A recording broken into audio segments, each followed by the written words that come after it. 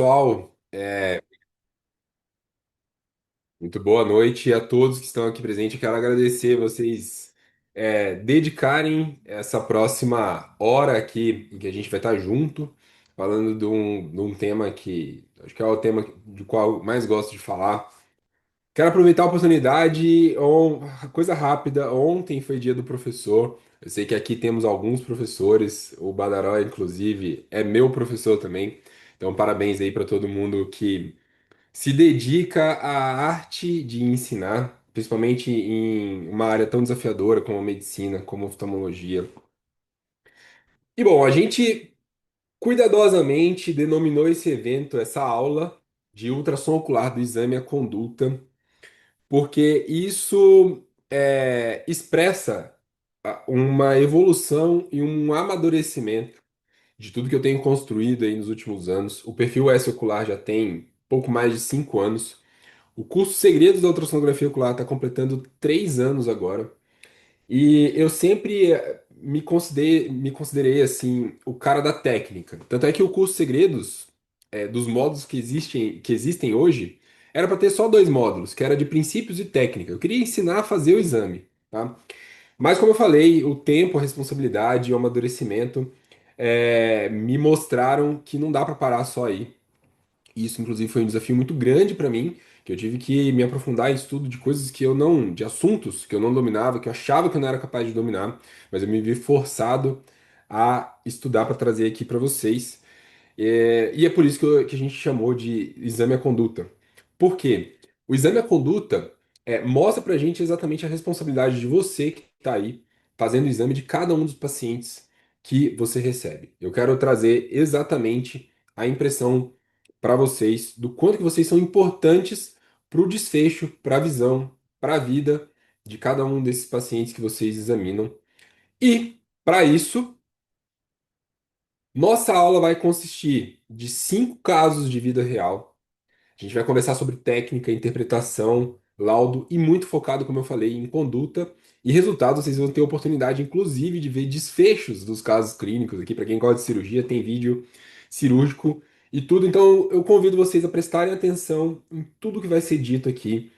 Como a gente sempre diz, muitas das coisas que vão ser faladas vocês vão conseguir aplicar amanhã mesmo na prática de vocês para fazer toda a diferença para cada pessoa que vocês examinarem, tá? Vamos começar então, pessoal. Caso clínico número 1. Se trata de um homem de 53 anos, teve uma piora súbita da visão 2 dias antes do atendimento. E olha que interessante, né? Ele procurou um pronto-socorro geral e eles se preocuparam em descartar que ele tivesse um AVC. Fizeram todos os exames e no fim das contas, beleza. Vamos chamar o oftalmologista. Observaram que ele tinha um fundo de olho inacessível e aí veio para a gente examinar. Já começo chamando a atenção para vocês que todos os exames que eu mostrar aqui vão seguir sempre a mesma sistematização, sempre a mesma técnica. E vocês vão entender ao longo da aula a importância disso, tá? Aqui é sempre eu vou mostrar um esquema para vocês entenderem qual que é a posição da sonda relativa ao olho também e conseguirem interpretar melhor a imagem. Começamos o exame com corte axial vertical aqui das 12 horas, né, mostrando o formato do olho, a presença do cristalino, medindo o tamanho, o comprimento anterior e posterior, ali próximo da média, 23,19. Começo a avaliar a região da papila, isso faz parte da minha sistematização, tá, pessoal? Eu saio do axial, vou para a papila, saio da papila, vou para a mácula, que são as estruturas nobres, eu quero ver logo de início se essas estruturas estão preservadas. Tem alguma coisa acontecendo no vítreo? Tem, você já viu, eu também, mas eu não me emociono, tá? Eu vou voltar nisso daqui a pouco, porque isso é importante, mas eu não posso desobedecer a minha sistematização, como eu falei para vocês. Então eu sigo com a papila, sigo com a mácula. Agora sim a gente vai começar a entender um pouco melhor. Toda vez que tem alteração do vítreo, eu gosto de fazer essas varreduras transversais, tá? Então a sonda mudou de posição, o marcador foi para cima, eu estou apontando para as 3 horas já tem uma noção geral do que está acontecendo, alguma alteração de refletividade desse vítreo. Vamos esmiuçar um pouquinho mais. Vou para o setor inferior. Sangue, pessoal, sempre vai se depositar na região inferior. Então, essa pessoa tinha uma descrição ali de uma possível hemorragia vítrea. Então, a gente vê que tem uma densidade um pouco maior das interfaces. E aqui, como vocês sabem, o vítreo pode não ficar tão bem impregnado pelo sangue na parte do córtex. Por isso que a gente vê uma região um pouco mais hipoecogênica aqui. Continuamos o nosso exame. saio da região inferior, vou ali para o quadrante nasal inferior, estamos no olho esquerdo, e eu coloco aqui o vídeo, não só a imagem congelada, porque vocês sabem que o ultrassom é um exame dinâmico, né? Então, quando a gente tem uma noção dinâmica, e durante a realização do exame, a nossa percepção a respeito das alterações é muito mais precisa. Para os olhos que já estão um pouquinho acostumados, vão ver que tem alguma coisa acontecendo aqui, ó, na interface entre a hialoide posterior e a parede, nesse setor, da periferia nasal inferior. Toda vez que eu encontro isso, eu vou fazer mais cortes, mais incidências. Então, eu junto com a varredura transversal. E aí eu já quero puxar a orelha daquela galera que adora fazer um exame com a tela estourada, né? Ganha no máximo 110 o tempo todo. Por quê? Quando eu estou com muita interface no vítreo, isso pode interferir de maneira prejudicial na minha interpretação do que está acontecendo aqui junto à parede. Por isso, eu baixo o ganho, tiro a interferência da maior parte dessas interfaces vítreas, e aí eu tenho uma clareza maior do que está acontecendo naquela conexão entre a hialoide e a parede. Aqui, então, a gente vê a hialoide conectada com um outro eco membranáceo, um pouquinho mais grosseiro nessa região, tá? Ficamos felizes? Ficamos felizes. É uma baixa visual súbita, foi descrita uma hemorragia vítrea. Achei aqui uma imagem, para quem ainda não pegou, né? Uma imagem compatível com uma rotura. Resolvi o caso? De certa forma, sim, mas lembra que eu falei para vocês que eu não abandono jamais a minha técnica? Eu só examinei metade desse olho, eu preciso avaliar todos os outros meridianos. E aí eu vou para a região nasal, e quando eu vou para a região superior, mais especificamente aqui, ó, temporal superior, eu sempre presto atenção onde que a hialoide vai se aderir à parede, tá? Tá um pouquinho fora da imagem, eu quero uma perpendicularidade melhor, então direciono o som para aquela região. Vou dar um zoom para vocês entenderem que aqui aparentemente também tem uma interação anormal entre a hialoide e a parede nesse ponto, certo? É coisa da minha cabeça? Estatisticamente, a gente pode ter mais de uma rotura, mais provavelmente no mesmo quadrante. Aqui a gente está no quadrante oposto. Vamos avaliar um pouquinho melhor, né? Onde está a setinha aqui é onde vocês vão ver aquela alteração. Vocês veem que com um certo movimento espontâneo do olho, a gente vê que realmente existe uma adesão da hialoide com aquela região da parede. E aí eu pergunto para vocês, né? Vocês aí, inclusive, sei que tem retinólogo aqui que opera. Faz diferença para vocês saber da possibilidade de uma segunda rotura na hora de entrar para resolver esse caso? Não tem visualização de fundo de olho, não tem opção de laser, a rotura é grande. Então você vai ter que operar. E é óbvio, faz toda a diferença a gente saber disso aqui, tá? Para cada um de vocês faz a diferença, mas imagine no ambiente de ensino, em que talvez quem vai fazer a vitrectomia não seja tão experiente, talvez não tenha a perspicácia de fazer essa revisão tão detalhada da periferia. Se eu não aponto isso aqui claramente no meu relatório, isso pode passar despercebido, interferir negativamente no desfecho do quadro. Vimos o exame todo, e aí eu mostro aqui para vocês, né, que aquela varredura que eu mostrei lá no início já tinha alguma coisa mostrando aqui, ó, uma certa adesão anormal da hialoide, tá? Então eu volto nas imagens e vou vendo que as coisas estão realmente correlacionadas. Quero a presença e atenção de vocês aqui agora para a gente construir o primeiro laudo dessa aula, porque aqui eu quero que vocês entendam justamente o que eu falei lá no início. A sistematização é importante não só para fazer um exame bonito, mas para o seu raciocínio, tá? E em cada imagem que eu vou produzindo, eu já vou imaginando tudo que eu vou escrever no laudo. Isso torna tudo muito mais fácil. Eu sempre faço o laudo com a imagem ao lado, exatamente do jeito que eu estou mostrando para vocês. Então, eu destaco aqui o corte axial, que vai dar as primeiras informações da nossa descrição. O formato desse olho é normal, tem um comprimento axial transpalpebral de 23,19, já tinha citado para vocês. Eu vejo a cápsula posterior do cristalino na localização dela bonitinha. A gente tem que saber se tem cristalino, se tem lente, se não tem nada. Vamos para a cavidade vítrea, que é muito importante. Então, essa cavidade vítrea apresenta ecos pontiformes e lineares, alguns mais condensados na região inferior, lembra que eu falei da gravidade, de média, média para alta refletividade. Aí eu começo a descrever a aloide posterior, isso é um eco membranáceo de média refletividade, que está aderido à parede mais ou menos ali, não está na extrema periferia, anterior ao equador em todos os meridianos, e ela se encontra livre em relação à parede posterior, ou seja, teve um descolamento do vidro posterior, né? Mas ela está aderida mais ou menos na média periferia. Eu pontuo também que entre essa parede, entre essa membrana e a parede, tem alguns ecos puntiformes densamente agrupados, isso faz diferença na nossa conclusão, vocês vão ver. E vou destacar que na extremidade anterior dessa membrana que a gente está descrevendo como a hialoide posterior, a gente observa também um curto eco membranáceo espesso de alta refletividade conectado à parede. Por que que isso é importante, pessoal? Eu estou dizendo que existe uma adesão entre a hialoide e a parede, provocando uma rotura e que existe adesão dessa rotura ao restante da retina, certo? É diferente de um buraco operculado, que teve um destacamento total, e que o risco, teoricamente, de descolamento de retina é mais baixo. Então, aqui eu estou dizendo, olha, tem uma rotura, ela está ali, e tem chance dessa retina descolar, tá? E lógico, vou trazer informação que lá no setor temporal superior tem uma evidente adesão associada a um discreto espessamento da parede, tá? Não posso me esquecer da papila, da mácula, lembra que eu falei? Estruturas nobres, e falar também que eu observei tudo da órbita e não tem nenhuma alteração aqui nesse exame, tá? Vocês perceberam que a minha parte inicial do laudo foi 100% descritiva, eu não faço conclusões ali. Isso é muito importante para eu aprender a fazer a descrição. E a partir do momento que você sabe fazer a descrição correta, aí é que você vai fazer a conclusão adequada, tá? Então eu trago todas as informações que é um olho fásco, cristalino se encontra tópico. Tenho achados compatíveis com o processo hemorrágico do vítreo, descolamento parcial da hialoide posterior e hemorragia subhialóide. Agora vamos para o mais importante, que tem uma imagem compatível com a rotura periférica no quadrante nasal inferior. Então perceba que eu sintetizo tudo aquilo que eu descrevi lá em cima, tá? E a presença de uma adesão vitreoretiniana que pode indicar risco de tração com consequente rotura no setor temporal superior. Tá bem claro aqui, não sei para vocês, mas para mim aqui ficou bem claro que a pessoa precisa prestar atenção na periferia desse paciente durante a cirurgia, ok?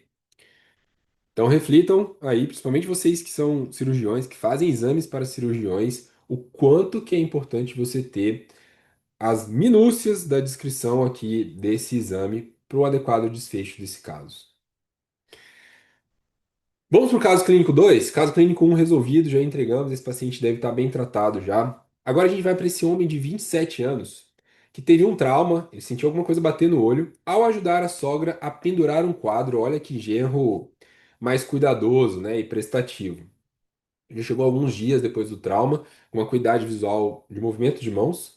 Biomicroscopia mostrava uma lesão corneana autocelada, sem vazamento, catarata branca, sinéquia posterior, ou seja, impossibilidade de avaliação do segmento posterior. Aqui vai um ponto importante. Trauma, pessoal, principalmente com suspeita de penetração do globo ocular, você precisa ter muito cuidado. Tem que ter a segurança de que esse olho realmente não está aberto, de que não merece uma sutura antes dessa avaliação mais segura. E você tem que tomar cuidado com contaminação. Então, higiene adequada da sonda, de tudo que você está usando, é muito importante, tá?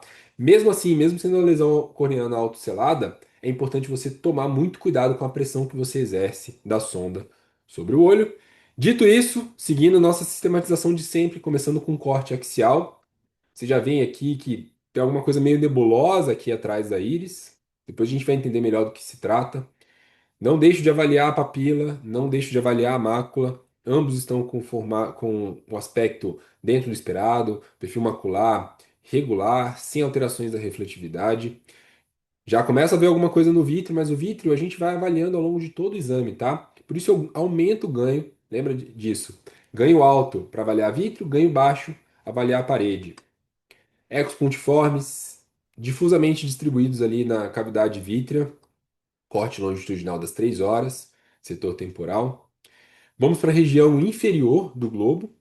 E aí a gente observa isso aqui, ó, um eco pontiforme, com uma certa reverberação, repetição dos ecos.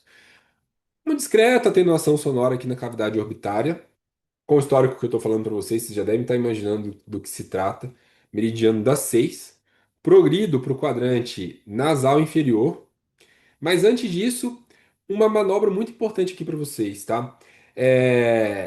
Diante dessa situação, que eu vejo uma imagem aqui que possa me fazer pensar num corpo estranho intraocular, é importante imediatamente você já registrar isso com um ganho mais baixo ainda. Por quê? Corpos estranhos intraoculares vão brilhar mesmo com ganhos muito baixos. Você vê que o restante todo da imagem praticamente some, mas isso aqui continua brilhando. Isso é uma informação muito importante para vocês, tá? Agora sim a gente sai do meridiano de 6 e vai ali para o quadrante nasal inferior. Vejo ali novamente o mesmo tipo de imagem, um ponto reverberante, discreta atenuação, tá? Se a gente baixar alguém aqui, vai ser a mesma coisa, vai continuar brilhando. Progrido para o setor nasal, mantém aqui aqueles ecos pontiformes ali dispersos na cavidade. Não vejo a hialoide posterior, então provavelmente essa hialoide deve estar colada ali ainda na parede. E aqui, pessoal, é uma imagem que a gente precisa tomar bastante cuidado, porque, principalmente se a gente via no laudo, ela pode ser de difícil compreensão para quem vê as imagens, tá? Quem é aluno do curso sabe, as orientações que eu dou a respeito disso. Mas é um corte muito importante nessa situação, tá? Aqui é a famosa situação que você consegue avaliar o segmento anterior sem precisar de UBM até um certo ponto, isso tem um limite, né? Mas aqui fica claro pra gente, quando eu direciono o som para o segmento anterior, aqui é a câmara anterior, íris, pupila, e aqui atrás a gente deveria ver o cristalino, a gente vê o cristalino, mas existe uma evidente descontinuidade da cápsula posterior com uma migração do seu conteúdo, né? Tem alguma coisa sendo empurrada ali para a cavidade vítrea. Então aqui a gente já tem uma outra informação importantíssima a respeito desse trauma, que é a perda da integridade da cápsula. Perda da integridade da cápsula, suspeita de corpo estranho, intraocular. Como é que eu vou ajudar quem faz cirurgia aí? O que que você precisa nesse momento de informação para programar o seu procedimento para que ele não tenha surpresas? Eu vou trazer essas duas imagens para vocês, do meridiano das 6 e entre 7 e 8, justamente para trazer aqui uma outra reflexão que eu sempre trago para o pessoal. Pessoal, vocês estão vendo a mesma imagem em dois meridianos diferentes. Nesse momento, eu sempre me pergunto, e eu sugiro que vocês se perguntem também: será que eu estou vendo duas vezes coisas semelhantes? Ou se eu estou vendo duas vezes a mesma coisa? Deu para entender? Será que são dois corpos estranhos, pontiformes em meridianos diferentes? Ou eu estou vendo o mesmo corpo estranho ao longo de diferentes meridianos? Não sei se ficou claro para vocês. E quando eu penso nisso, já trazendo a informação do que é importante para conduzir essa cirurgia, vocês aí, me ajudem a raciocinar. Faz diferença para vocês saber o tamanho desse corpo estranho, saber o formato desse corpo estranho, uma possível abordagem cirúrgica? Faz ou não faz diferença? Faz. Então, a partir do mesmo do momento que você entendeu que você precisa fazer medidas, você fazendo ultrassom também precisa saber que as medidas não são feitas apenas em uma incidência. O corte longitudinal que vocês estão vendo aqui não é suficiente para dar uma noção tridimensional dessa estrutura. Então, eu preciso fazer uma medida no corte longitudinal e uma medida no corte transversal. Quando eu faço, pessoal, esse corte transversal, talvez tenha sido surpresa para vocês e foi para mim também, tá? Quando eu faço corte transversal aqui das 5 horas, então o meio da tela é 5, para cima é 4 e para baixo é 6, eu vejo que não se trata de um corpo estranho pontiforme. E na verdade eu estava vendo em meridianos diferentes segmentos de um mesmo corpo estranho corneano desculpa, de um mesmo corpo estranho intraocular que não é pontiforme, mas sim um corpo estranho alongado, certo? E aí sim eu vou ter condições de fazer as medidas adequadas para a pessoa que vai fazer essa cirurgia ter uma ideia de como que ela vai tirar, num olho com a cápsula posterior rompida, um corpo estranho linear de 12 milímetros de comprimento por 1 milímetro de espessura. Vamos ver como é que a gente constrói isso no laudo, então? Eu trago aqui então o corte axial, formato habitual, comprimento axial transpalpebral aproximado de 24,92 milímetros. Trouxe o longitudinal lá da extrema periferia porque fica mais clara para a gente essa informação. Observa-se uma interrupção do eco correspondente à cápsula posterior do cristalino e migração de parte do seu conteúdo para a porção anterior da cavidade vítrea. Então, olha como é que eu sintetizo tudo que vocês veem na imagem, tá? Se não está fazendo sentido o que eu estou escrevendo aqui, vocês, por favor, coloquem no chat. Mas olha, interrupção do eco correspondente à cápsula posterior do cristalino e migração de parte do seu conteúdo para a porção anterior da cavidade vítrea. Ou seja, eu não disse que o núcleo caiu lá para trás, eu disse que ele ainda está ali, na região anterior da cavidade vítrea. A cavidade apresenta ecos pontiformes de média refletividade, densamente agrupados, móveis. E aí, como o corpo estranho está na cavidade vítrea, eu ligo imediatamente. Eu saí do vítreo, vou lá descrever aquela imagem, né? É um eco linear de contorno irregular, né? Alta refletividade, provoca reverberação e se mantém visível mesmo com ganho muito baixo. Pessoal, tudo que eu escrevi aqui foi o que eu descrevi, tudo que eu escrevi no laudo foi o que eu descrevi para vocês anteriormente. Não sei se vocês estão percebendo isso, tá? Então, a dica aqui para vocês é o seguinte: primeiro é que o laudo ele começa a ser construído durante a execução do exame. Não tem imagem e laudo. O laudo tem que estar na sua cabeça trabalhando o tempo todo aqui, ó, digitando. O que que eu vou escrever? Só que eu preciso saber o que eu devo buscar em cada situação dessa, né? Lembra que eu falei para vocês? Olha, viu uma imagem reverberante? Imediatamente eu tenho que baixar o ganho para saber se faz sentido pensar que isso seja um corpo estranho. E é óbvio que essa evidência eu vou trazer aqui na minha descrição. Então, olha, esse eco ele se mantém visível mesmo com ganho muito baixo. Isso reforça a minha hipótese, tá? Localizado junto à superfície interna da parede, no setor inferior da periferia, trago aqui as dimensões. Nunca me esquecerei da papila, da mácula, né? Eu não vejo aqui imagem compatível com descolamento de retina ou da coroide, musculatura extrínseca e gordura orbitária com ecogeneidade preservadas, tá? Então, achados compatíveis com ruptura da cápsula posterior do cristalino e luxação de parte do material nuclear para a cavidade vítrea. Processo inflamatório hemorrágico do vítreo, ultrassom não distingue o que é sangue do que é inflamação. No caso anterior, alguém me disse que tinha hemorragia. Aqui o cristalino é branco, eu não consigo saber, então eu não vou afirmar, é um ou outro.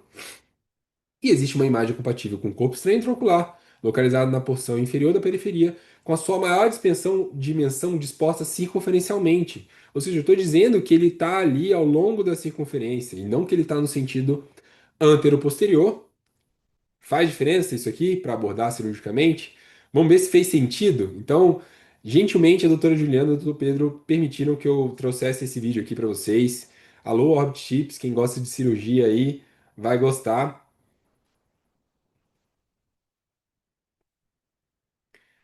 Como tinha a ruptura da cápsula posterior, fez todo sentido para eles abrirem a anterior também, tá, pessoal? Então, assim, eles sabiam que tinha ruptura da cápsula posterior, mas como o corpo estranho, decidiram que o corpo estranho sairia por via anterior, começaram a faco, depois completaram via posterior. Vou direto lá agora para o corpo estranho, então vocês veem o corpo estranho na base vítrea, incrivelmente a retina estava intacta. E aqui o corpo estranho tá diâmetro da córnea mais ou menos 12 a 13 milímetros.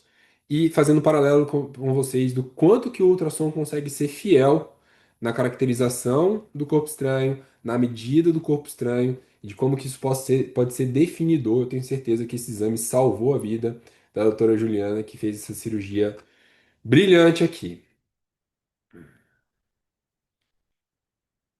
Alguma observação, alguma pergunta antes de a gente ir para o nosso terceiro caso?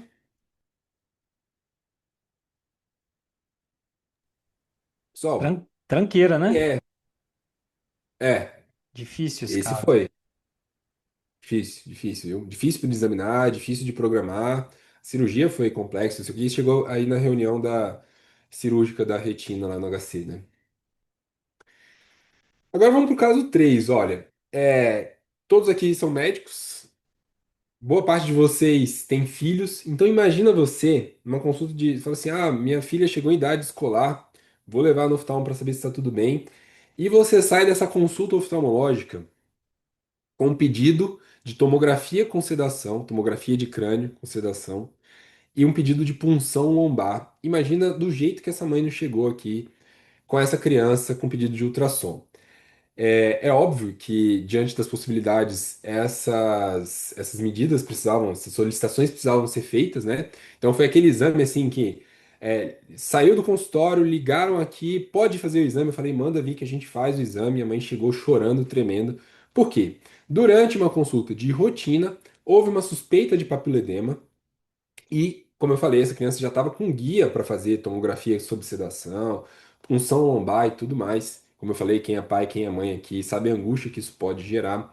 Mas felizmente o mesmo oftalmologista solicitou o exame de ultrassom e falou assim: ó, esse é o primeiro que você precisa fazer, tá? Então tive que acolher, acalmar todo mundo, né? Acalmar essa criança para a gente fazer o exame da melhor maneira possível.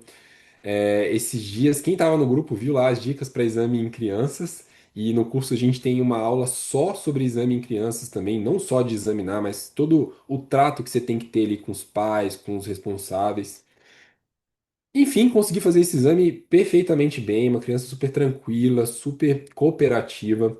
Eu condensei todas as imagens, diferente dos outros casos para vocês, por dois motivos, né? Primeiro que é um caso um pouquinho mais simples, um pouco mais direto ao ponto, mas também para mostrar para vocês que vocês não podem perder de vista a importância do nervo óptico como referência no nosso exame. Então vejam que todas as imagens aqui têm o nervo óptico como referência, tá? No corte longitudinal, ele é a nossa principal referência, porque é ali que você vai saber se a região que você está examinando, a estrutura que você está vendo, ela está mais posterior, próxima ao nervo, ou se está mais anterior, distante ao nervo.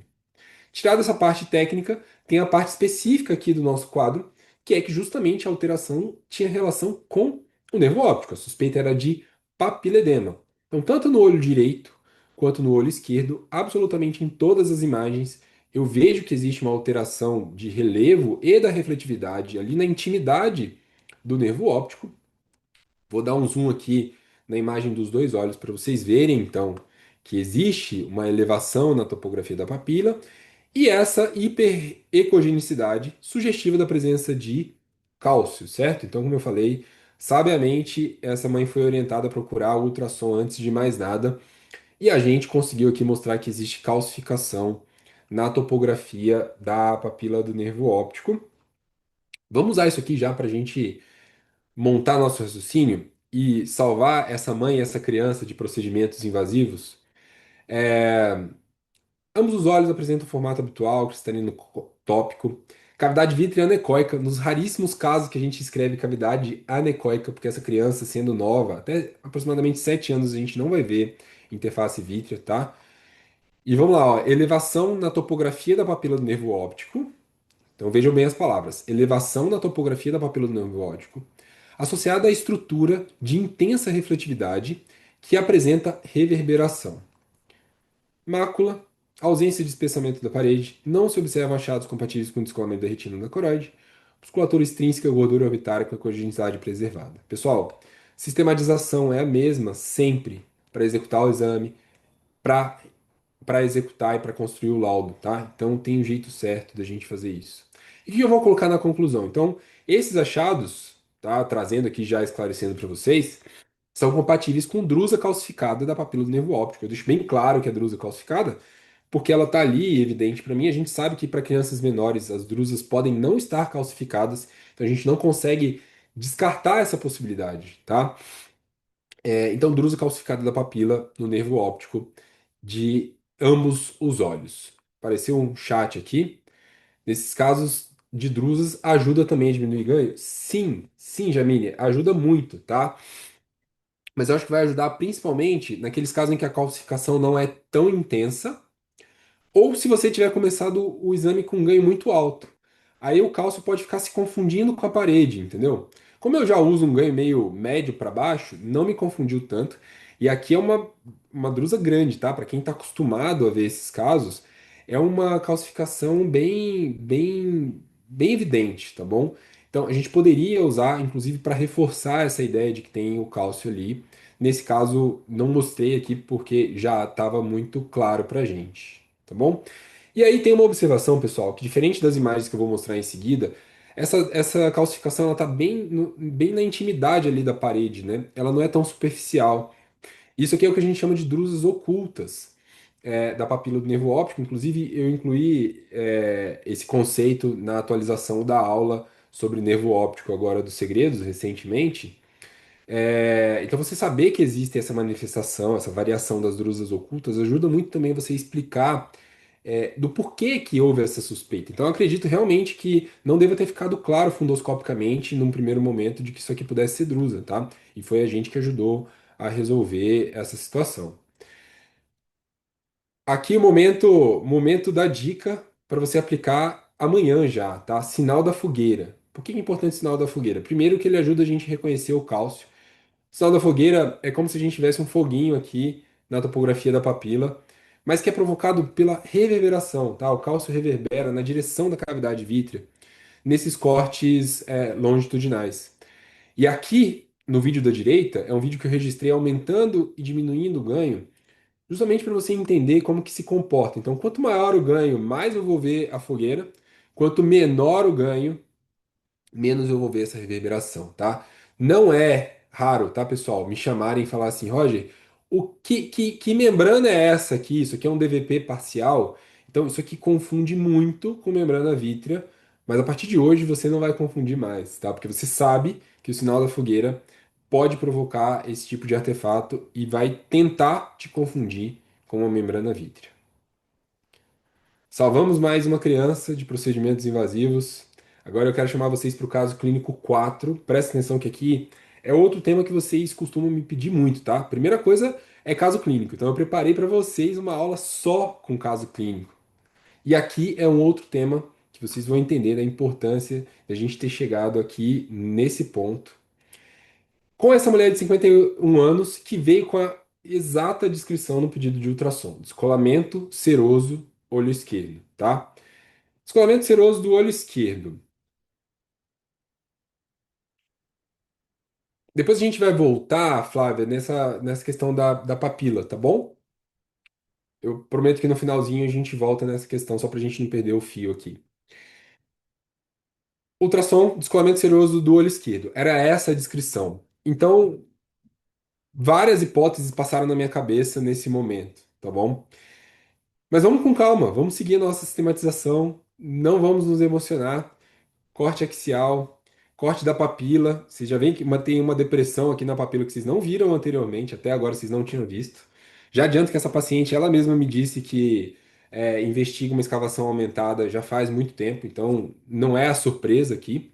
Quando eu vou para a mácula, estrutura nobre, vou observar então uma, um aparente espessamento, vamos dizer que é um aparente espessamento, eu não comparei com outro olho, e uma estrutura cupuliforme ali junto da superfície.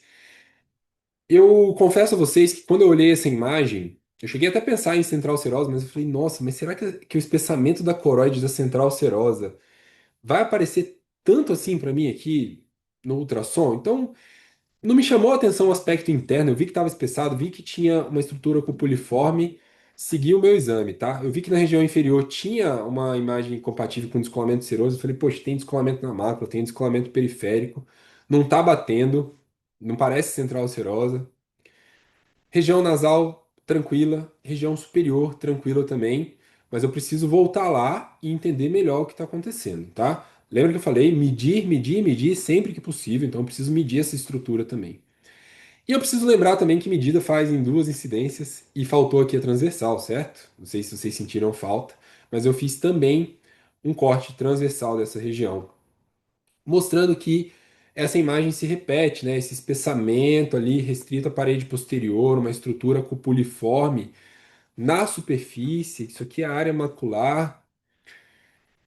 Eu não sei o que está acontecendo ainda. Eu tenho algumas hipóteses, mas eu sou obrigado a construir um laudo. Vocês concordam?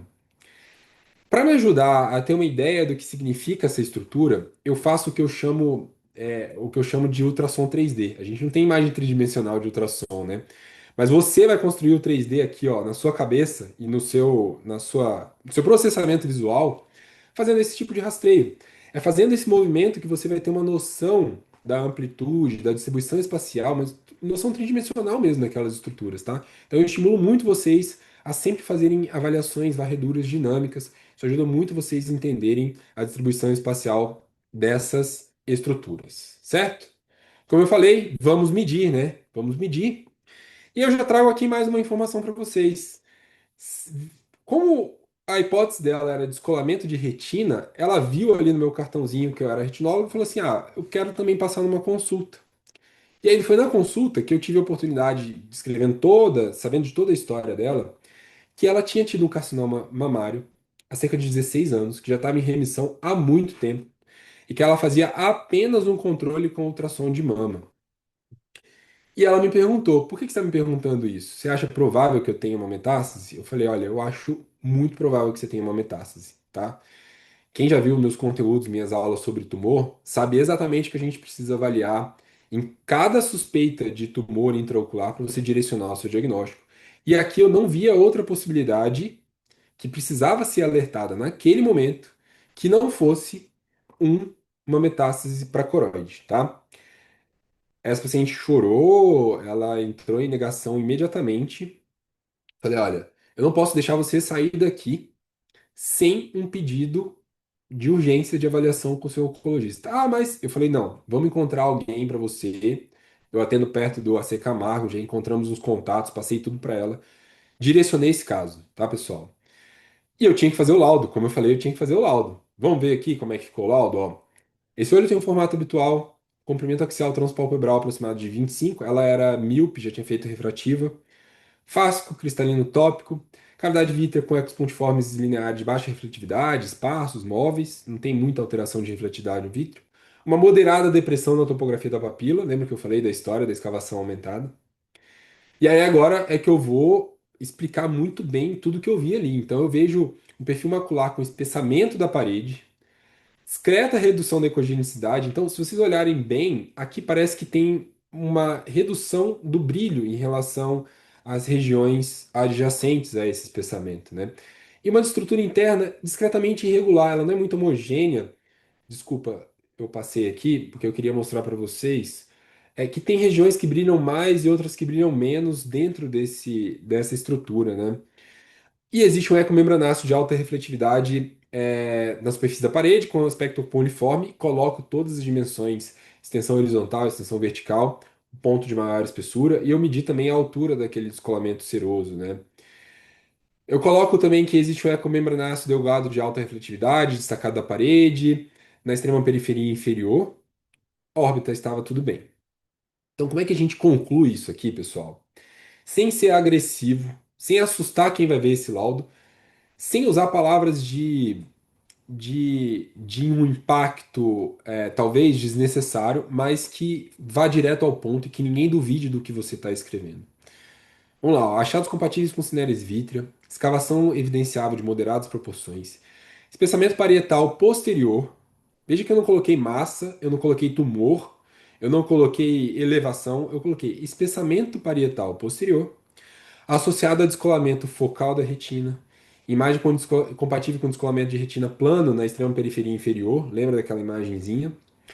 E aí, como eu já sabia da história da paciente, o que eu tive a oportunidade de escrever? Olha, considerando o histórico clínico da paciente, sugiro considerar tais achados como possível extensão da doença neoplásica. Eu poderia colocar, né, de doença neoplásica sistêmica para a coroide. Então eu estou aqui de uma maneira muito sutil, falando que essa pessoa provavelmente tem uma metástase para coroide, mas sem usar essas palavras.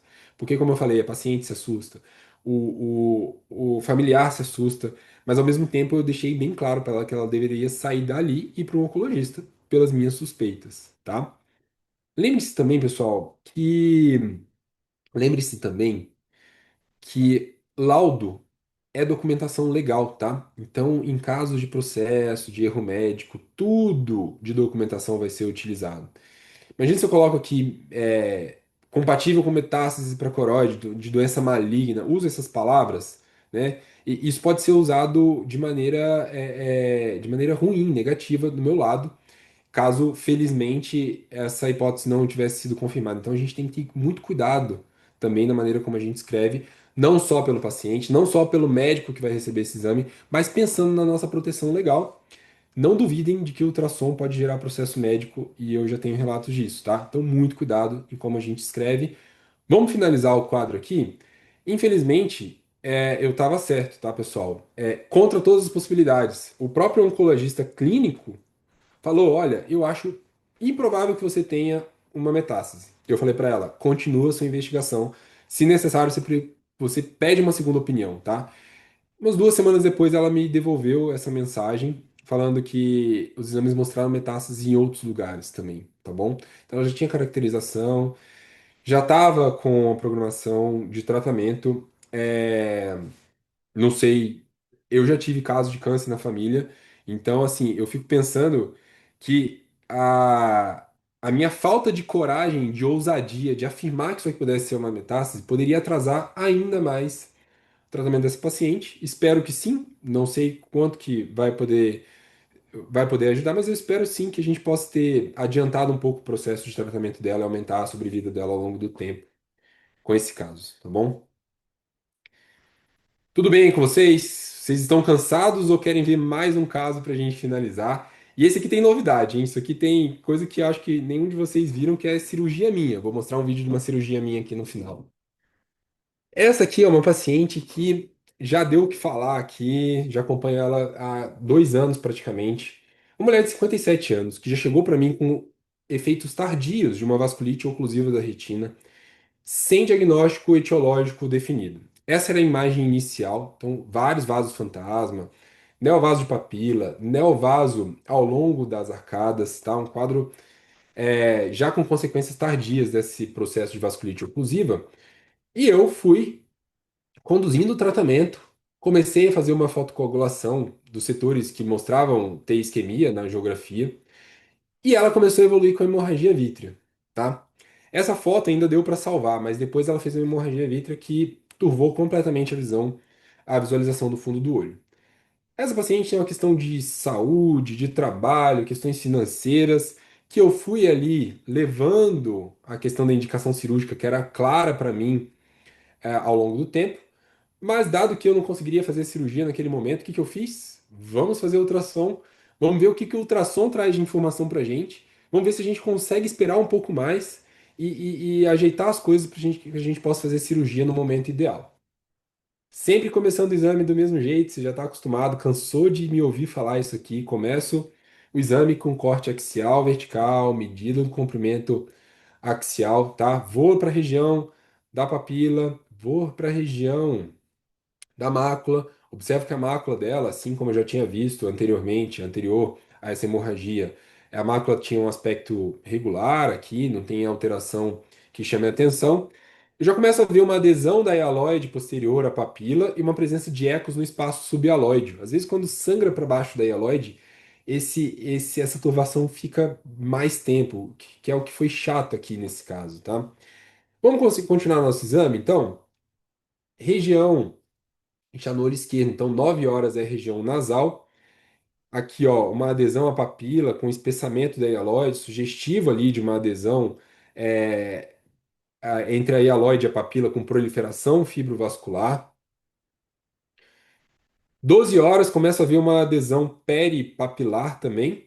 E que aqui, ó, justamente na arcada temporal superior, não sei se vocês lembram da retinografia, mostra uma evidente presença de adesão entre a hialoide e a parede, provocando a formação de uma ou duas tendas vizinhas ali, tá? Então eu falei assim, olha, eu não sei se ela está sangrando pela atividade da doença, não sei se ela está sangrando em consequência do laser, não sei se ela está sangrando porque ela começou a fazer um DVP aqui. Vocês sabem que o sangue, ao longo do tempo, acaba provocando o descolamento do vítreo posterior, e quem sabe esse DVP está provocando um sangramento nessa área de tração. Eu não sei vocês que fazem retina, que operam, é, dá um medo absurdo de você entrar nesse olho sem saber o que está acontecendo e você de repente abordar uma atração dessa, provocar uma ruptura iatrogênica e mudar completamente a história dessa cirurgia, né? Então eu começo a ficar preocupado aqui, porque na minha leitura a hialoide estava contraindo e tracionando cada vez mais, então comecei a falar, olha, vamos começar a pensar em cirurgia. Pelos motivos que eu falei, descompensações clínicas, financeiro, várias questões, eu não consegui operar essa paciente no tempo que eu queria. Mas o ultrassom, pessoal, foi me dando a tranquilidade de, se no início eu fiquei preocupado, achando que aquilo ali ia tracionar e desandar de vez, eu vi que ao longo do tempo foi ficando estável, tá? O que é bom, mas que por outro lado também foi reforçando a ideia de que ali realmente existia uma adesão entre a hialoide e a parede, a retina, uma adesão persistente, tá? Porque se ela não fosse intensa, se ela não fosse uma adesão de alta intensidade, isso teria se resolvido espontaneamente. Então, ao mesmo tempo eu fiquei feliz e por outro lado eu fiquei preocupado porque eu falei, olha, esse negócio pode dar trabalho na hora que eu conseguir reabordar. E felizmente, depois de 1 ano praticamente, eu consigo operar esse olho. E qual que é a mágica aqui do ultrassom, pessoal? Se você sabe fazer bem, se você sabe documentar bem, se você sabe interpretar a posição dentro do globo ocular de tudo aquilo que você está vendo durante o exame de ultrassom, você vai saber exatamente o que fazer durante a cirurgia, tá? E isso, esse vídeo tá aqui justamente por causa disso. Eu sabia exatamente que eu deveria abordar uma tração na região peripapilar temporal superior e que tinha uma adesão à proliferação fibrovascular na papila. Então eu conduzi ele como se fosse um descolamento tracional da retina padrão, mas eu sabia exatamente onde que eu precisava atuar, tá? Então eu vou com todo cuidado ali naquela região, abordando. Daqui a pouco vocês vão ver um pouco melhor.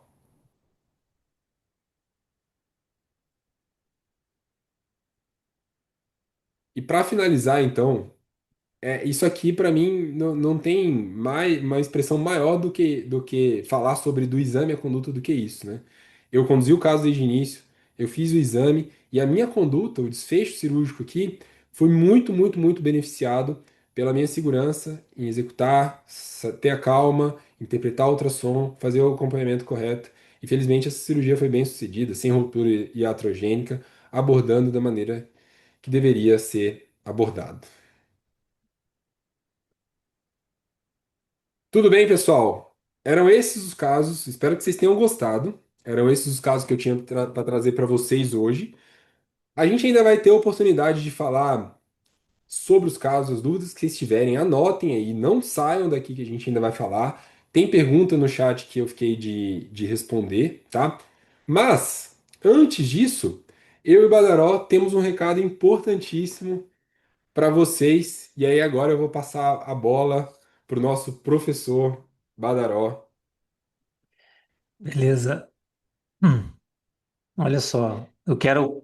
Roger, obrigado pela aula, tá? Parabéns. Como sempre, eu sempre aprendo. Eu, como aluno do curso Segredos, aprendi bastante também. É muito boa essa troca de experiência, né? De poder aprender com tudo que você fez lá. Eu já fazia ultrassom, eu acho que eu fazia ultrassom bem, sabe? Mas eu fiz ultrassom durante um tempo meio que aprendendo de orelhada, no bom sentido. Eu aprendia com pessoas boas, mas eu aprendia sem uma técnica bem definida. E foi ter feito o seu treinamento lá me ajudou bastante a fazer um exame mais bem feito. Primeira coisa é isso, né? Acho que eu tive mais segurança de entregar um Obrigado. resultado melhor para o paciente e aprendi a ver coisas que às vezes eu achava que via antes, né? Você vê que você mostrou alguns casos aqui de uns exames que possivelmente teriam passado, alguns achados teriam passado batidos aí pelas pessoas que estão assistindo aqui. Você vê que muda, né? A rotura periférica ali na hemorragia vítreo teria passado, na hemorragia vítreo não, na hemorragia vítreo por DVP, né? Aquele segundo caso que você mostrou, teria passado desapercebida, aquele segunda rotura. Pode ser que essa vitrectomia tivesse tido um desfecho desfavorável, né? Se não fosse um ultrassom bem feito. Enfim, muito bom, tá? Obrigado. E eu tenho meu testemunho. Eu, como aluno dos segredos, aprendi bastante, mesmo já sabendo fazer ultrassom. Pelo menos eu achava que eu sabia. Então, vestir esse uniforme de aluno foi muito bom para mim. Obrigado por isso daí. E aí eu quero exatamente agora fazer o convite para que vocês também tenham essa oportunidade de aprender com o Roger, com esse treinamento foda, muito bom que ele tem para a gente aqui. Tá? Os segredos da ultrassonografia ocular é o treinamento que ele tem aqui, que a gente entrega junto com a Orbit, junto com nossos outros conteúdos da Orbit também. E o que eu vejo que se a gente fosse pensar assim, na principal transformação, pelo menos que eu tive, né, e eu acredito que seja da maioria das pessoas, o principal resultado que as pessoas têm lá dentro é ter segurança para fazer o exame. E aí a segurança transfere não só para a gente, que é o médico, né, igual o Roger acabou de falar de uma situação de processo, mas serve também para a gente ter segurança para indicar os tratamentos certos, contra-referenciar pacientes quando eles vêm para fazer exame, você ser visto como um médico cuidadoso, um médico atencioso, um médico que ajuda um outro médico assistente a ter a conduta dele de forma adequada. E se você se dispõe a fazer ultrassom, você é obrigado a saber fazer, tá? Saiba disso. Se você faz um laudo, você é obrigado a ter comprometimento com o que você está escrevendo ali. E você não pode fazer um laudo de qualquer jeito, você não pode fazer um exame de qualquer jeito, que eu vejo que muitas vezes é assim que vai. Então, assim, é um exame, é um treinamento que a gente tem aqui que traz segurança para que você realmente consiga fazer a coisa do jeito certo, tá? Então, assim, lá dentro desse treinamento dos segredos da ultrassonografia ocular, você pode aprender se você não souber fazer, você vai aprender. Se você já souber fazer e quiser se atualizar e quiser aprender o que que tem de novo, como é que você faz exames mais bem feitos, melhores do que o que você está fazendo, você vai conseguir se atualizar. Está muito condensado, está muito denso, então você vai economizar seu tempo de ficar estudando em livros, estudando em artigos, você vai salvar o seu tempo, que é um tempo caro e precioso, então você vai economizar isso daí, sabendo as indicações certas, interpretação correta dos achados. Lá dentro do treinamento tem muita discussão de caso clínico. O Rocha faz questão de fazer a coisa bem prática com caso clínico real. E também, obviamente, você vai aprender a escrever tudo que você está falando, tudo que você está visualizando ali. Então, você vai ter segurança na interpretação e vai saber também escrever isso tudo, que é super importante você transparecer. E aí, assim, o secundário, que é o que vem depois, né? Depois que você fizer uma coisa bem feita, o que acontece de forma óbvia, você vai monetizar esse seu conhecimento. Quem sabe fazer ultrassom bem feito ganha dinheiro. Quem sabe fazer ultrassom bem feito ganha mercado, porque você se posiciona no mercado de uma forma diferente. Se você faz retina, possivelmente isso já é exigido de você na cidade que você está, que você saiba fazer ultrassom. Se você não faz retina e você souber fazer ultrassom, você vai se posicionar de uma forma muito melhor no mercado e vai, inclusive, ganhar muito mais dinheiro com isso. Não só dinheiro diretamente pela confecção do exame, mas porque você vai receber muito mais encaminhamento. Então, saber ultrassom dá dinheiro também, tá? O Segredos é um treinamento que é feito todo online, que é disponibilizado durante um ano. E se você quiser começar hoje, você já pode assistir a primeira aula hoje, tá? Ela já está lá na plataforma. Se você se inscrever, eu vou passar o link aqui no final, você pode se inscrever e já fazer assistir, começar a assistir hoje ainda. Tem um detalhe muito importante que é a certificação do MEC, tá? Tem a certificação do MEC junto com a US Ocular. E além disso, tem a nossa certificação da Orbit também. Então, para quem tiver interesse de fazer, para ter um certificado de extensão, é muito legal, porque isso daí serve para aumento de salário, inclusive, dependendo do seu cargo, de onde você trabalhar. Nosso grupo de discussão de WhatsApp é muito legal, porque tem caso ali toda hora, todo mundo interagindo, é um ambiente de crescimento, é um ambiente. Estar num ambiente de aprendizado é muito bom para que você possa aprender não só com seus casos e tirar dúvida com outras pessoas, mas aprender com os casos dos outros, então o ambiente é muito legal. E o Roger faz aulas ao vivo também, de forma mensal, né? São aulas ao vivo mensais. Os módulos que a gente tem lá dentro são esses aqui, né? Primeiro é o Roger explicando, olha que preciosismo no detalhe, né? A preocupação em entregar uma coisa de alta qualidade. Ele te ensina como que você aproveita o conteúdo ali de uma forma satisfatória. Não é obrigatório seguir essa sequência linear, né? De assistir um depois do outro, aqui não é do um até o último módulo, não é do primeiro ao último módulo, mas o Roger te explica lá no módulo um como é que você vai tirar o melhor proveito desse treinamento. Então, por exemplo, se você quiser fazer um intensivão. Olha, eu estou com um paciente aqui que eu quero saber a principal coisa de tumor. Você vai assistir esse primeiro módulo de como aproveitar o treinamento. O Roger vai te explicar como que você já vai direto ao ponto de aprender tumor de uma forma muito óbvia. Então isso é muito legal. Você pode assistir do jeito que você quiser durante esses 12 meses e principalmente é isso aqui. O Roger traz essa oportunidade de tirar dúvida e trazer novos conteúdos, novas informações e atualizando o treinamento ali com essas lives mensais que acontecem à noite com um horário pré-definido previamente, né? E live, obviamente, ao vivo, né? Além disso, como eu já falei, tem esse certificado de extensão, que é bem interessante para quem já faz. E aí, gente, quando a gente foi montar esse treinamento, a gente falou assim, como que o treinamento pode se pagar sozinho, né? E esse valor que a gente colocou aqui é um treinamento que se você fizer ali 1 a 2 ultrassons por mês, você consegue pagar esse treinamento de uma forma satisfatória. Dependendo de onde você estiver morando, esse ultrassom vai ser um valor um pouco mais caro, um pouco mais barato. Claro que o plano de saúde é diferente, mas se você se posicionar e souber fazer ultrassom de verdade, isso daqui é um valor que o próprio treinamento se paga, né? Então, assim, você vai, digamos que um paciente de uma vitrectomia que venha para você e você opera esse paciente porque você sabe fazer a indicação de um ultrassom, por exemplo, aí nem se fala, é um paciente que paga vários cursos desses aqui, né, ao mesmo tempo. Então, é um treinamento que ele tem esse objetivo, dele se pagar sozinho, né, da pessoa poupar, inclusive, a necessidade de viajar para congresso, de viajar para fazer curso fora, de participar de eventos que às vezes você vai nesses congressos aí, faz uns wet labs que cobra caro, mas não te ensina o que precisa saber de verdade. Então aqui você vai ter a oportunidade de aprender, tá? Além de você monetizar esse conhecimento, você vai aprender realmente o que precisa. E para quem fizer essa inscrição, opa, pulei aqui, ó. Pera lá. Para quem fizer a inscrição hoje ainda, a gente está com uma oferta, uma oportunidade, uma ajuda, o que você quiser entender, diferenciada, que é a oportunidade não só de pagar menos, mas também de parcelar esse valor que está aqui. Eu vou deixar o QR Code aqui na frente, mas antes disso eu quero ainda falar de dois bônus, três bônus, na verdade, que são muito legais, que são pedidos, né? Que a gente fez, o Roger veio vindo, escutando, né, das pessoas ao longo dos anos aí desse treinamento, que o primeiro deles é esse aqui, é como fazer laudo, né? Então o Roger bota aqui, ó, as imagens do exame que ele fez na clínica dele, ele vai botar as imagens e lá no final ele mostra o laudo que ele fez. Então, se você quiser assim, usar isso aqui como modelo, copiar isso daqui, ajustar para a sua linguagem, ajustar para o seu jeito de conversar, você vai ter um jeito certo de escrever um laudo. Você não vai deixar nenhum achado passar, você não vai deixar nenhuma oportunidade de um gap passar ali, porque você vai ter 50 laudos aqui para você ter segurança no que você está fazendo. Isso aqui eu acho que só isso aqui já valia o treinamento inteiro, né? Porque já é muito conhecimento que tem dentro desses 50 laudos, com as imagens e com os textos. Além disso, você vai ter esse acesso a esse e-book aqui, que são os princípios da ultrassonografia ocular, que é a técnica básica de como fazer o exame de ultrassom. É bem interessante também guardar esse e-book aqui depois. Quem tiver na dúvida, gente, eu tenho certeza que ninguém nunca cancelou esse treinamento. Mas se você tiver na dúvida, assim, será que vai ser para mim? Será que eu vou gostar? Será que eu não vou? Inscreve. Se não ficar satisfeito, você tem 7 dias para poder cancelar.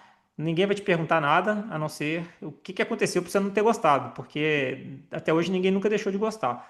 Mas a gente tem tanta segurança que você vai gostar desse treinamento que se você quiser se inscrever e pensar ainda, assistindo alguma coisa que está ali, pensar no que você quer, esse treinamento vai estar disponível para você pedir a devolução durante esses 7 dias. E a outra coisa é o grupo de WhatsApp, né, que eu já comentei com vocês aqui agora há pouco. Esse aqui é o QR Code, eu vou deixar ele aqui aberto para quem quiser se inscrever. Vocês podem fazer a leitura desse QR Code pelo celular de vocês.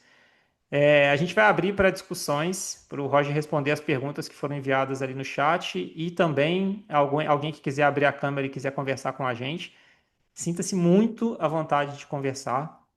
E a gente tem, o Roger, ele está tão comprometido de transmitir esse conhecimento, de passar para frente de verdade, que a gente tem um módulo adicional, que ele é opcional para quem quiser, tá? Não é obrigatório participar, mas para quem quiser participar do treinamento hands-on, que é um treinamento presencial, lá na clínica do Roger, você vai ter a oportunidade de fazer isso. Quem se inscrever nos Segredos da Ultrassonografia Ocular, quem forem os alunos dos Segredos, vai ter a oportunidade de se inscrever. Só que a gente só tem vagas super limitadas para isso. Então, esse acesso ao Roger nesse módulo, nesse treinamento presencial, ele é muito limitado porque a gente não tem condição de colocar muita gente lá dentro. É obrigatório a pessoa estar inscrita nos Segredos e para poder participar desse treinamento presencial, tá? Então fica esse convite para que você possa, inclusive, fazer os dois se você tiver interesse, tá? Vou Roger, aproveitar, Badaró, e já diga. falar sobre uma dúvida que está na cabeça de muita gente aqui agora, que me trazem muitos. As pessoas me perguntam assim, Roger, o que que eu faço? Eu faço um curso teórico antes ou eu faço um curso prático e depois estudo? Primeira coisa é a seguinte, se você está buscando algo mais, um curso de fim de semana não vai resolver a sua vida, tá? O que resolve eu já tô já há 3 anos oferecendo esse treinamento e eu tô entendendo cada vez mais o que funciona e o que não funciona. O que funciona são horas de voo, né? Você colocar a mão na massa, lógico, sabendo o que está fazendo, e treinar muito bem o seu raciocínio durante os exames, tá? Então, não pensem que os segredos é uma carga puramente teórica, porque, como eu falei, tudo que está lá você pode aplicar imediatamente na sua prática.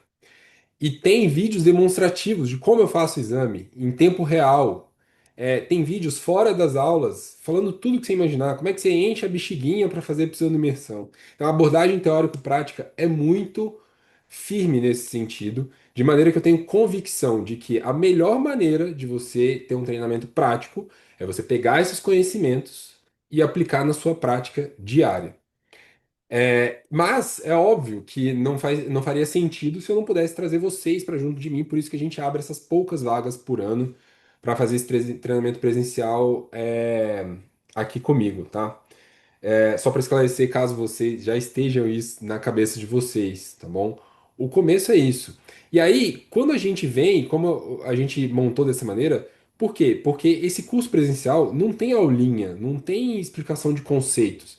Você já vem com a sua base, você já vem com a sua experiência, e a ideia é você sentar aqui do meu lado e eu literalmente pegar na sua mão para refinar o que falta para o seu exame ficar assim, o máximo que você puder chegar. A gente senta 1 hora para cada paciente, senta aqui, faz o laudo, entrega o laudo para o paciente, tudo simulação de vida real, são pacientes reais mesmo, tá, pessoal? Então é realmente com muita entrega que tanto os segredos, que como eu falei, a abordagem teórico-prática, que a gente já passamos de 200 alunos nesses últimos 3 anos, que está resolvendo. Eu sei que eu converso com as pessoas diariamente, tem gente que discute caso comigo toda semana, sem eu ter visto, né? Pessoas que eu nunca vi pessoalmente, as pessoas me agradecem, por causa, às vezes, de uma aula que eu mostrei como é que eu faço o corte Excel, a pessoa fala assim, putz, é assim que faz.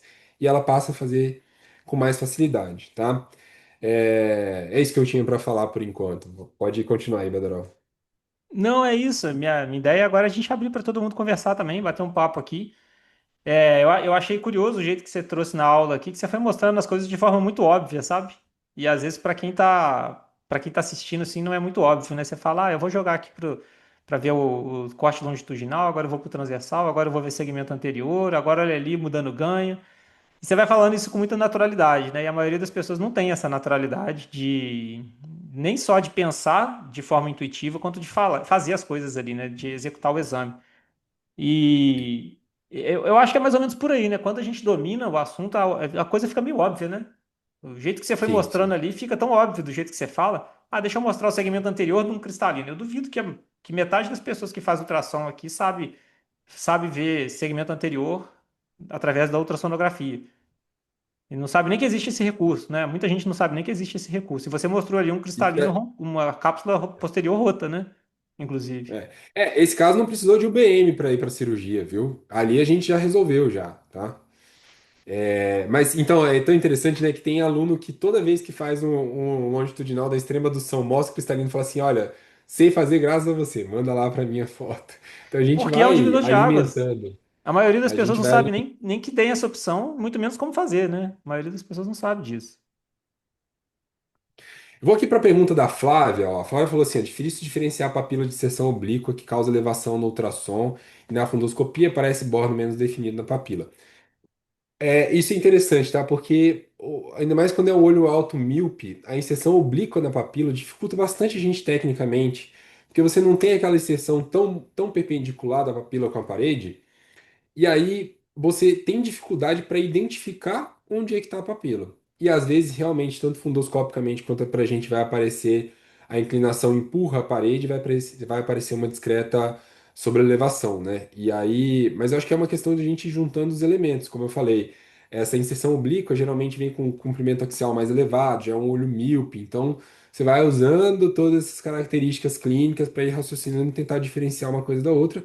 Mas, pessoal, pensa assim, ó, ultrassom é um exame complementar, tá? Eu trouxe aqui vários casos que eu sabia o desfecho para mostrar para vocês, mas várias situações a gente vai ter que saber, inclusive, escrever que você não consegue dar uma resposta. Então, às vezes, você não vai conseguir diferenciar de uma drusa não calcificada de uma exceção oblíqua, e tá tudo bem.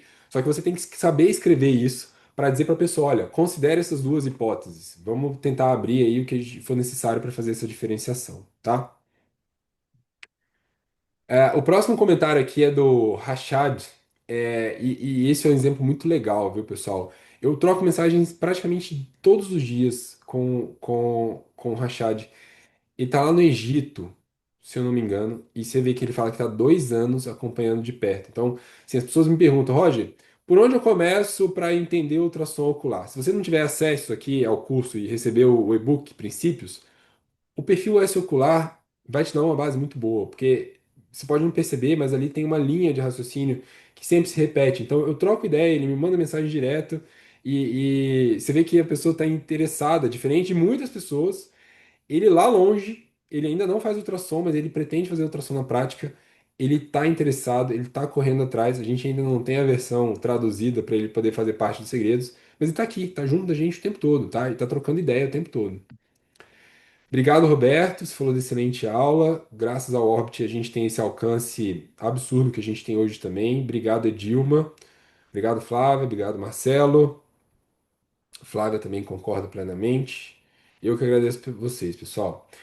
Ó, a Jamine, uma coisa que acho que ajuda muito, pelo menos no começo, é tentar fazer exame clínico no paciente. Câmera anterior e, se possível, fundo de olho para ajudar a entender as imagens que vê no ultrassom. Com certeza, tá? Essa paciente, pessoal, do tumor, é um caso bem dramático, né? Não sei se vocês conseguem perceber a profundidade, assim,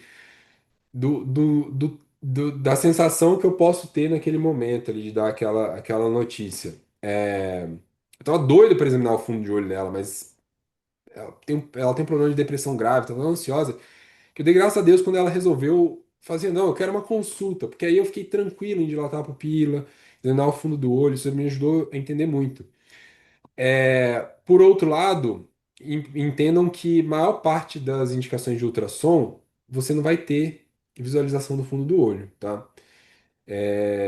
E aí a gente tem que realmente dominar tudo que a gente está vendo para não deixar nada passar. Agora, nevo.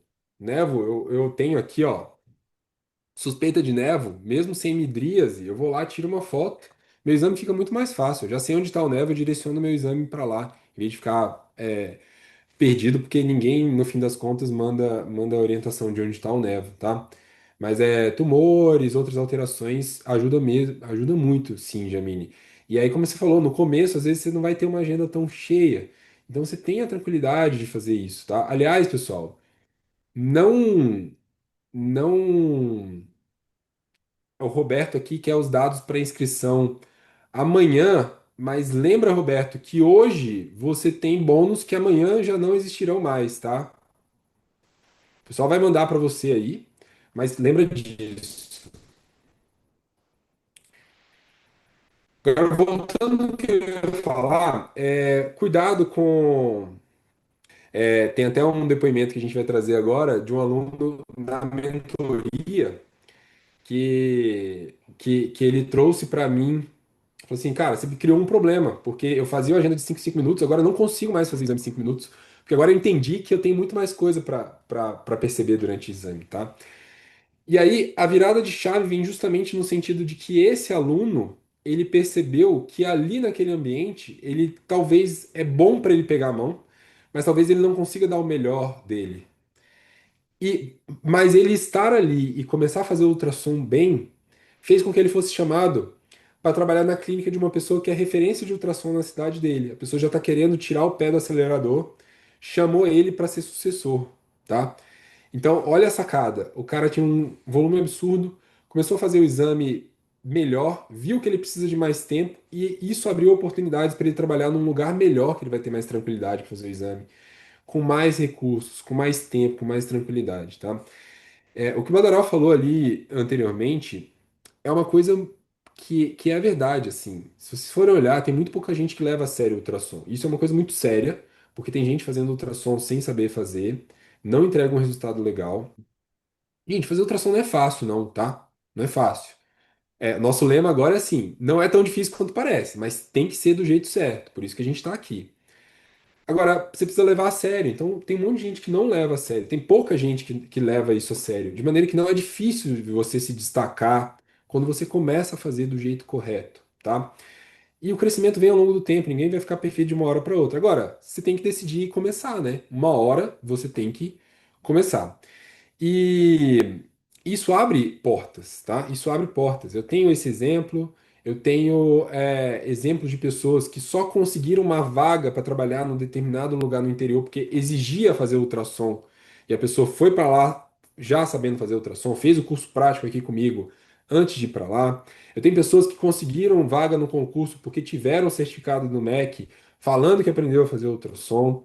Tem pessoas, eu tenho pelo menos duas alunas que elas têm uma salinha só para fazer ultrassom. A pessoa não tem greens no consultório. Ela tomou a iniciativa de sentar e fazer ultrassom, seja prestando serviço para a Unimed, seja fazendo particular, já uma pessoa que já tem mais experiência, com uma rede de outros oftalmologistas que encaminham sistematicamente para ela. Aliás, eu ensino isso no ultrassom, como trazer mais no curso, né, dos segredos, eu ensino isso também. Como trazer mais pacientes para você, tá? Porque eu já estou 5 anos. E assim, é, eu tô aqui hoje, faz 2 meses que eu tenho minha clínica, que eu inaugurei minha clínica própria. Lógico que não foi financeiramente que me permitiu, mas o ultrassom definitivamente foi um fator determinante para eu estar aqui hoje, podendo transmitir essa aula para vocês. Porque, como eu falei, não foi o dinheiro que veio do ultrassom que trouxe esse consultório, mas foi ali que eu percebi que eu, pelas minhas capacidades, pelo meu empenho, pela meu interesse em trazer pessoas para que eu pudesse ser examinado, me fizeram perceber que eu era capaz de estar aqui, de ter o meu nome e tudo que se desdobrou diante disso foi da coragem que a gente teve, de no meio da pandemia assumir uma dívida de R$ 62.000, sem saber quando eu ia voltar a trabalhar, para comprar um ultrassom, paguei R$ 50 num curso de Ads, comecei a colocar anúncio no Google, falei, cara, eu posso não depender de outras pessoas tanto quanto eu pensava para trabalhar, né? E aí, como eu falei, foi isso que me permitiu estar aqui hoje com vocês, estar aqui hoje fazendo parte do Orbit, estar aqui hoje na minha clínica própria. E isso não é de maneira nenhuma para me gabar, eu estou muito no início da minha jornada ainda, mas eu preciso e devo encorajar vocês, se vocês realmente querem levar o ultrassom a sério, é aqui que é o seu lugar, isso eu tenho certeza. Falei demais, né? Não, é até Folguei. emocionante, é. Até emocionante você falar assim, parabéns, cara. Uma baita jornada mesmo. Você tá de parabéns. É isso, pessoal. Duas mensagens finais que eu queria deixar é isso, né? Que é factível aprender exame bem feito. Se você faz ultrassom e não tem certeza se você faz bem feito, é porque você não faz bem feito, tá? Saiba disso. Você tem uma oportunidade aqui de aprender de verdade, do jeito certo. E você coloca não só você mesmo em risco quando você faz um exame mal feito, mas você coloca em risco a saúde daquele paciente que está ali na frente. E você coloca, inclusive, como o Roger bem comentou aqui, essa questão do processo que a gente leva a sério nesse momento. Então fiquem atentos, contem conosco, contem com o Roger, contem com o Orbit, contem comigo para poder aprender nessa jornada aí. E a Nina chama vocês aí, quem tiver dúvida. Eu tô com a Nina aí hoje ainda, até no final do dia eu vou ficar conversando, tirando dúvidas de vocês. Podem me chamar no privado quem tiver algum comentário, alguma dúvida para fazer. Isso aí, Beleza, pessoal. Chamem a Roger? gente nos grupos, tirem todas as dúvidas de vocês. Hoje é o momento para vocês se inscreverem. E só adiantando aqui, a turma prática, para vocês se programarem, vai ser no dia 20, nos dias 28 e 29 de novembro. 28 e 29 de novembro, uma sexta e um sábado, tá? E vai ser oferecido para vocês, pessoal que está se inscrevendo hoje, vai ser oferecida. A gente tem só 3 vagas, tá? Para o curso prático, porque sou só eu, no meu espaço, um a um aqui ensinando vocês, tá bom? A gente só tem 3 vagas. Isso vai ser oferecido para vocês também aqui, fazendo de tudo possível para vocês fazerem parte. Mas já adianto, programem, vê aí no calendário de vocês, 28, 29 de novembro, aqui em São Paulo, capital, é que vai ser o treinamento prático. Quero ver alguns de vocês aqui para a gente terminar de refinar, de afinar os ponteiros aí, beleza? Muito bom, Roger. Obrigado, tá? Poxa, eu que agradeço, Badaró. Obrigado. Bom demais. Pessoal, fica assim, o convite é esse, tá? Agora a bola tá com vocês. Eu espero vocês aqui do lado de dentro. Tenho certeza que vocês vão virar outros profissionais, tá? Entrar nessa comunidade, fazer parte de um ambiente de estudo, de um ambiente de aprendizado, é totalmente diferente. Vocês vão mudar a cabeça de vocês quando entrar lá no grupo. Vocês vão ver que o tração é factível, é aprendível e muda a vida, não só dos pacientes, mas a de vocês também. Valeu, E gente. joga pra cima, né? Imagina o tanto que eu não cresci depois desse. Faz um ano da nossa parceria do Opt agora, o tanto que isso me força a querer levar o nível aqui pra vocês, né? É. O Badaró falou muito de retina, mas a gente tem aluno, pessoal que faz o VIT, né? Não sei se você lembra do grupo. Tem Sim, aluna que está baseando a sua conduta de UVIT no exame de ultrassom. É esse nível de segurança, assim, ela não consegue ver nada do fundo do olho, é o ultrassom que está guiando a conduta dela. Então, não só retina. Uveíte, se você faz catarata, precisa de ultrassom, você está aí nos cantão do Brasil, um monte de catarata branca, você vai perder paciente mandando ultrassom para outro lugar. Não porque outra pessoa vai agir de má fé, porque esses pacientes se perdem mesmo, tá? Então você pega, resolveu, você indica com segurança a cirurgia, né? show.